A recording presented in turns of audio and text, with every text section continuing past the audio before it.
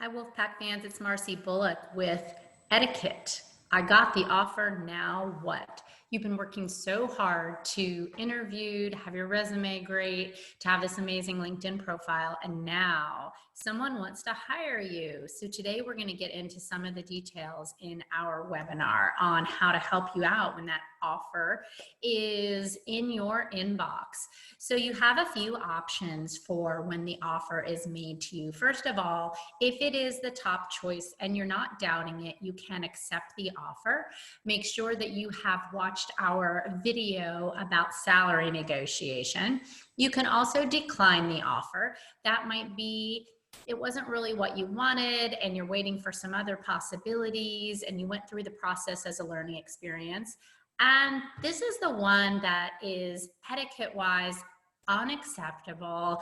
It is not ethical to accept the offer and then renege. That means you take it, they stop interviewing with all their candidates, and then a week later you get a better offer and you change your mind. The reason we don't recommend that is put the shoes on the other foot, and let's think about the fact that you have accepted the offer and then the employer comes back and said, sorry, we found a better candidate, and you stopped interviewing with your other possible leads because you thought this was your offer.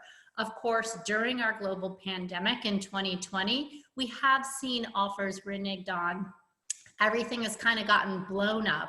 We do recommend, however, that you try to be as ethical as possible.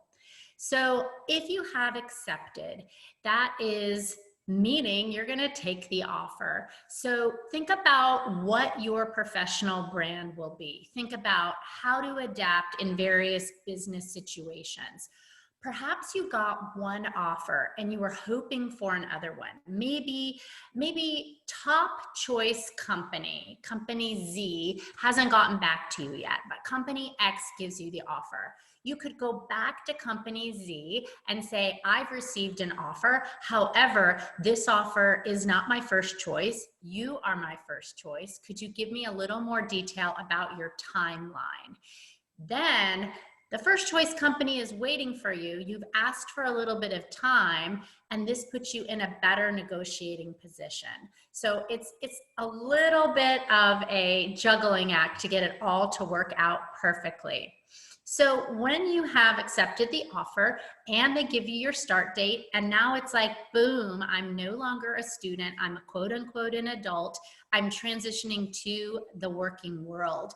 What does it mean to sound professional around here? It's going to be different in every situation you have. We don't want to look sloppy. We don't want to look like we're not serious, like we're not very dedicated, that we don't have a hard work ethic. But we also want to be aware of just paying attention to maybe what our boss is wearing, what our coworkers are wearing, what time they get to work. All of these things are going to mean a lot of observing as a new professional to see what it means in this setting to be professional. Also, how do people act when they're professional around there?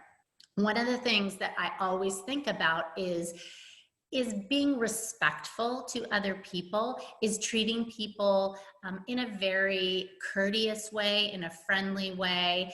And that means that when you're new guy, new gal, new non-binary, whatever you might be, listen a lot, because this is a chance for you to be sitting at the heels of someone wiser than yourself and just observing, taking it all in, not running in, even if you're supervising someone older than you, and saying, this is the way I think we should do it.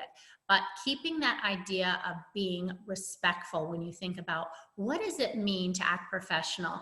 I always suggest too in meetings to people that they take notes. So here's my notepad. I am old-fashioned pen and paper on my notes. I mean, if you were to pick up your phone and start typing on it, maybe you are taking notes, but someone doesn't necessarily know that.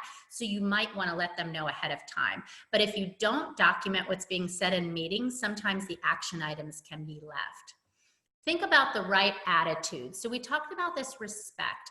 Also, this notion of humility, realizing that you have a lot to learn and that you're ready for change. You're walking in with some confidence, but you don't want to seem boastful. You don't want to seem over the top with being arrogant. And also thinking about toxicity in your attitudes, meaning that you need to have, as I see in this graphic, your hand held. That means that as your supervisor, I'm needing to explain everything to you step by step.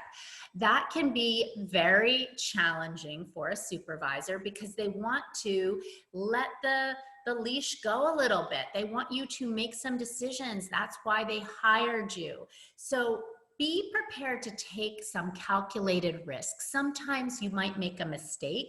Sometimes you should have asked a question that you didn't.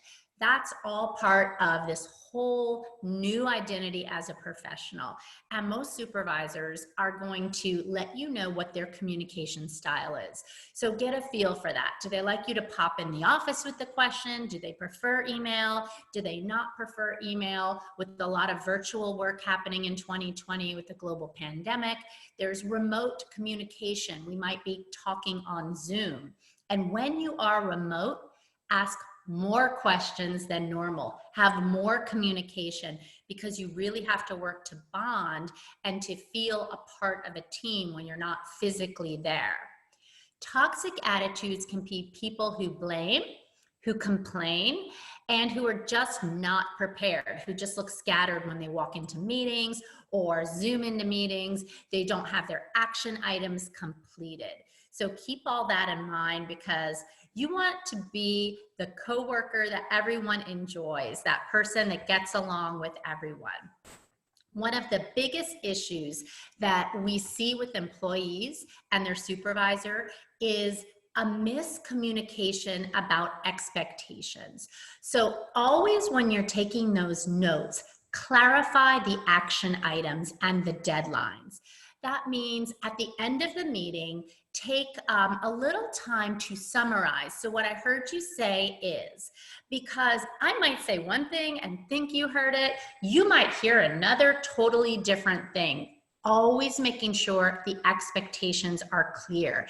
And if you think the expectations are not realistic with your supervisor, that's absolutely something you will want to address. Don't wait for your performance review, which might happen 6 months after you come to your first job. In your weekly meetings, keep the communication lines open. And in your performance review, I will also say, come in asking 2 really important questions. What do you want me to do more of? What do you want me to do less of? I might think I'm doing a wonderful job in my performance and I'm meeting lots of students and counseling, and my boss wants me to do more employer relations, interacting with companies, getting jobs posted on EPAC. If I'm not clear on those expectations, we are going to be crossing lines in terms of what success looks like. One of the big things we focus on in the work world and in life is building relationships. So clearly you're pretty good at it, or you wouldn't have gotten the job. And most likely you got the job through some kind of connection. That's just what our data shows. Our data shows that 60% or more of jobs are found through the network, and we have a separate video on networking. So we are going to pause on part 1 of etiquette and give you an opportunity to think about building relationships, and move on to part 2 of I got the offer, now what?